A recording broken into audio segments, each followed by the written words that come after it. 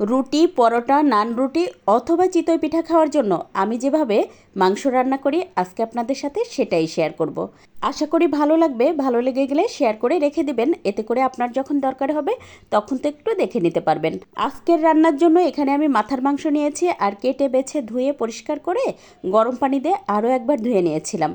এবার তো মূল রান্নার জন্য চুলায় একটা প্যানে আধা কাপ পরিমাণ তেল দিয়ে তাতে দিয়ে দিলাম এলাচ, দারচিনি, লবঙ্গ, তেজপাতা, আরও দিয়েছি একটা বড় কালো এলাচ। এখন এর মধ্যে দিয়ে দেবো 1.5 কাপ পরিমাণ পেঁয়াজ কুচি। আর এখানে আজকে আমি 3 কেজি মাংস রান্না করব, তাই পেঁয়াজের পরিমাণটা একটু বেশি দিয়েছি। পেঁয়াজটা বেশ ভালোভাবে তেলের সাথে নেড়ে মিশিয়ে একটু লাল লাল করে ভেজে নেব। এখন এর মধ্যে দিয়ে দেবো 1 কাপ পরিমাণ আদা, রসুন আর জিরা বাটা। তারপর পেঁয়াজের সাথে 4-5 মিনিট বেশ ভালোভাবে ভেজে নেব। এই পর্যায়ে দিয়ে দেব 2 টেবিল চামচ পরিমাণ শুকনো মরিচ বাটা। আর এই শুকনো মরিচটা আমি আগেই বেটে ডিপ ফ্রিজে রেখেছিলাম। তারপর তো